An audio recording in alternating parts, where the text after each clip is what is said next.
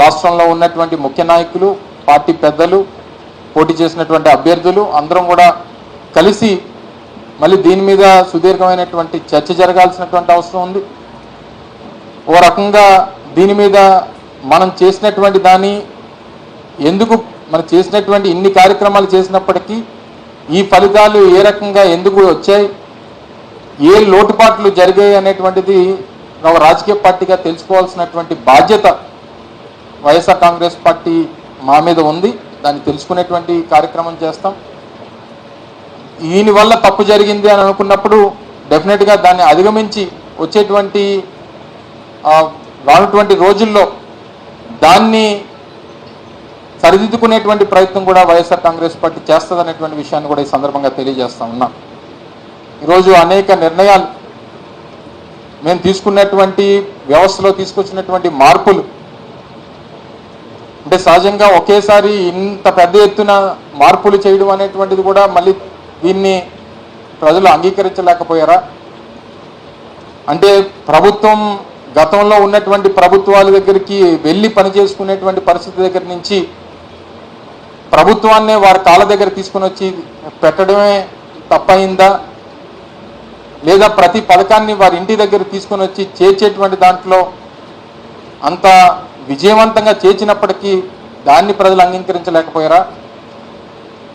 లేకపోతే సచివాలయ వ్యవస్థలను తీసుకొని వచ్చి పనులన్నీ కూడా గ్రామాల్లోనే జరిగేటువంటి విధంగా తీసుకొచ్చినటువంటి మార్పుని వారు అంగీకరించలేకపోయారా? లేదా వాలంటీర్ వ్యవస్థను తీసుకొని వచ్చినటువంటి ప్రతి పథకాన్ని ఇంటి దగ్గరికి గడప దగ్గర తీసుకుని వెళ్ళి ఇచ్చినటువంటి దాన్ని వారు స్వాగతించలేకపోయారా? ఇలాగ అనేక రకాలైనటువంటి మార్పులు స్వతంత్రం వచ్చిన తర్వాత వ్యవస్థల్లో ఇన్ని మార్పులు తీసుకురావడం అనేటువంటిది గతంలో ఎప్పుడు జరగలేదు. నూతనంగా ప్రభుత్వ ఉద్యోగాల కల్పన కానివ్వండి, దాదాపు సచివాలయ వ్యవస్థ ద్వారా 1,30,000 మందికి ఉద్యోగ అవకాశాలు కానివ్వండి, అలాగే ఆర్టీసీకి సంబంధించినటువంటి ప్రభుత్వంలో విలీనం చేసేటువంటి దాంట్లో కానివ్వండి, ఇలా రకరకాలైనటువంటి నిర్ణయాలు వ్యవస్థల్లో తీసుకుని వచ్చి మార్పులు తీసుకుని వచ్చి ఇన్ని పెద్ద ఎత్తున చేసినటువంటి సంస్కరణల్ని ప్రజలు స్వాగతించలేకపోయారా? ఇవన్నీ కూడా దీని మీద అంటే లేదా ఇన్ని కార్యక్రమాలు చేస్తాం ఇంకా ఏదైనా చేస్తే బాగుంటుందని చెప్పి ఆశించారా? వీటన్నిటికి కూడా క్వశ్చన్ మార్క్స్ అనేటువంటిది వైఎస్ఆర్ కాంగ్రెస్ పార్టీ మీద ముందు ఉన్నాయి. దీనికి అన్నిటి కూడా సమాధానాలు వెతుక్కోవాల్సినటువంటి అవసరం మా మీద ఉంది. డెఫినెట్గా ఆ రకంగా ముందుకెళ్ళేటువంటి ప్రయత్నం చేస్తాం.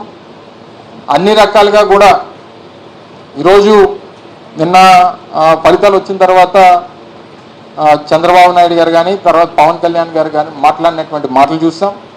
పవన్ కళ్యాణ్ గారు ఏ రకంగా దాడులు చేయాలనేటువంటిది మా ఉద్దేశం కాదు అనేటువంటి మాట వారు పెద్దరికంగా వారు చెప్పారు. చంద్రబాబు నాయుడు గారు ఆ మాట చెప్పినట్టుగా నేనైతే చూడలేదు. కానీ గడిచినటువంటి 48 గంటలుగా రాష్ట్ర వ్యాప్తంగా అనేక ప్రాంతాల్లో జరుగుతున్నటువంటి దాడుల్ని దయచేసి ఖండించాల్సినటువంటి బాధ్యత కూడా ప్రతి ఒక్కరి మీద ఉంది. ఇంట్లోంచి బయటికి పిలిచి పేరు పెట్టి పిలిచి బయటికి ఏ రకంగా దాడులు చేస్తున్నారు అనేటువంటిది మనం చూస్తూ ఉన్నాం. సామాన్యమైనటువంటి ప్రజల్ని వైఎస్ఆర్ కాంగ్రెస్ పార్టీకి ఓటేశారని చెప్పి అనుకున్నటువంటి ప్రతి ఒక్కరిని ఇళ్లలోంచి బయటికి పిలిచి కొడుతున్నటువంటి సందర్భాలు కూడా మనం చూస్తూ ఉన్నాం. ఇది ప్రజాస్వామ్యానికి ఏ రకమైనటువంటి మెసేజ్ని ఇస్తుందో అనేటువంటిది కూడా వారు ఇంకా ప్రమాణ స్వీకారాలు చేయకముందే ఈ పరిస్థితి ఉంది. ఒకసారి ఆలోచన చేయమని చెప్పి కోరుతా ఉన్నాం. గెలిపోవటములు అనేటువంటివి రాజకీయాల్లో సర్వసాధారణంగా ప్రతి 5 సంవత్సరాలకు ఒకసారి ఎన్నికలు జరుగుతూ ఉంటాయి. తప్పకుండా దాన్ని ఏ రకంగా అధిగమించాలి, ఏ రకంగా ఓడిపోయినటువంటి వారు రేపు మళ్ళీ ఎలా గెలవాలని చెప్పి చూస్తాం. గెలిచినటువంటి వారు దీన్ని ఎలా నిలబెట్టుకోవాలనేటువంటి ప్రయత్నం చేయాలి. అంతే తప్ప ఈ రకమైనటువంటి పరిస్థితులు అనేటువంటిది ప్రజాస్వామ్యానికి సరైనటువంటి పద్ధతి కాదు అనేటువంటిది బలంగా నమ్ముతున్నటువంటి వ్యక్తులు. ఉదాహరణకి నా వరకు నా కుటుంబం దాదాపు 10 ఎలక్షన్స్లో పోటీ చేశాం. 4-5 సందర్భాల్లో గెలిచాం, 4-5 సందర్భాల్లో ఓడిపోయాం. ఇవి రాజకీయాల్లో కొత్త కాదు. రాజకీయాల్లో గెలిపోవటం అనేటువంటిది సర్వసాధారణంగా జరిగేటువంటి ప్రక్రియ. ఓడిపోయినటువంటి వాడు బలహీనుడు కాదు, గెలిచినటువంటి వాడు బలవంతుడు కాదు. ప్రజల కోసం నిరంతరం తప్పించి ప్రజల కోసం ప్రజా సమస్యల మీద పోరాటం చేసేటువంటి వ్యక్తులు నాయకులుగా గుర్తింపబడతారు తప్ప రేపు డెఫినెట్గా జగన్మోహన్ రెడ్డి గారు ఏదైతే చెప్పారో వాయిస్ ఆఫ్ ద వాయిస్లెస్, ప్రజల తరపున ప్రజా సమస్యల తరపున ప్రజలకు ఉన్నటువంటి అవసరాల తరపున గొంతుగా నిలబడేటువంటి కార్యక్రమం నిరంతరం ఈ కంఠంలో ప్రాణం ఉన్నంత వరకు జరుగుతూనే ఉంటుంది అన్నటువంటి విషయాన్ని కూడా ఈ సందర్భంగా తెలియజేస్తా ఉన్నా. విశాఖపట్నంలో పుట్టి పెరిగినటువంటి వ్యక్తిగా ఈ ప్రాంతంలో అనేక తరాలుగా 3 తరాలుగా ఈ ప్రాంతానికి సేవలు అందిస్తున్నటువంటి కుటుంబం నుంచి వచ్చినటువంటి వ్యక్తిగా గతంలో శాసనసభ్యులుగా, మంత్రులుగా, పార్లమెంట్ సభ్యులుగా పనిచేసినటువంటి కుటుంబాల నుంచి వచ్చినటువంటి వ్యక్తులుగా ఈ ప్రాంతంలో ఉన్నటువంటి ప్రతి సమస్య మీద, ఉమ్మడి విశాఖపట్నం జిల్లాలో ఉన్నటువంటి ప్రజలకు ఉన్నటువంటి ప్రతి అవసరం మీద వారికి డెఫినెట్గా ప్రభుత్వం ఏర్పాటు చేసేటువంటి అవకాశం వచ్చింది. డెఫినెట్గా 6 months 1 year అనేటువంటిది సామాన్యంగా వారు పనిచేసేటువంటి దానికి, వారు నిర్ణయాలు తీసుకునేటువంటి దానికి, వారు ఇచ్చినటువంటి హామీలు అమలు చేసేటువంటి దానికి డెఫినెట్గా ప్రతిపక్షంగా ఒక సమయం అనేటువంటిది అది మా బాధ్యత.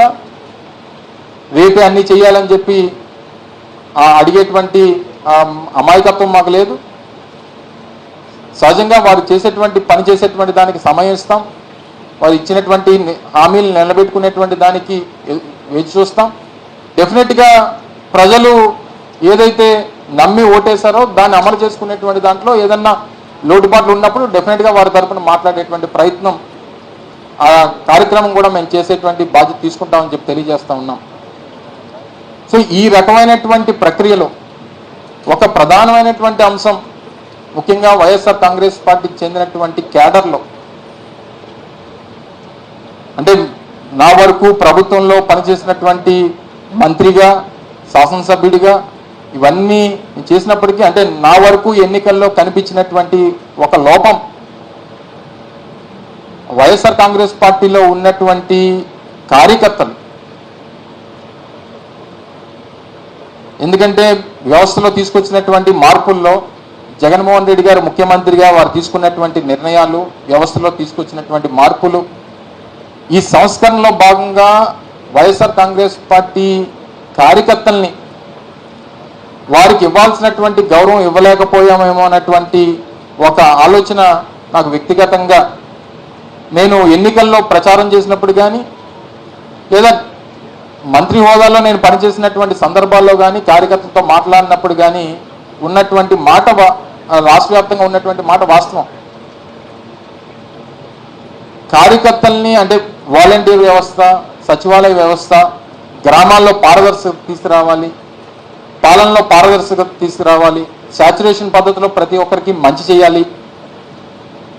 ఎక్కడ కూడా తెలుగుదేశమా లేకపోతే వైఎస్ఆర్ కాంగ్రెస్ పార్టీయా లేకపోతే ఇంకో పార్టీయా అనేటువంటి చూడకూడదు. అంటే ఒకవేళ మన పార్టీ నాయకులు అయితే ఆ పరిస్థితుల్ని దానికి ఏదన్నా భావిస్తారేమో అనేటువంటి ఒక ఆలోచనతో ముఖ్యమంత్రి గారు ఆ రోజు ఈ వ్యవస్థను తీసుకొచ్చి మార్పులు తీసుకొచ్చేటువంటి క్రమంలో వైఎస్ఆర్ కాంగ్రెస్ పార్టీ కార్యకర్తలను కాస్త నెగ్లెక్ట్ చేశాం అనేటువంటి మాటను అంగీకరించాల్సినటువంటి అవసరం ఉంది.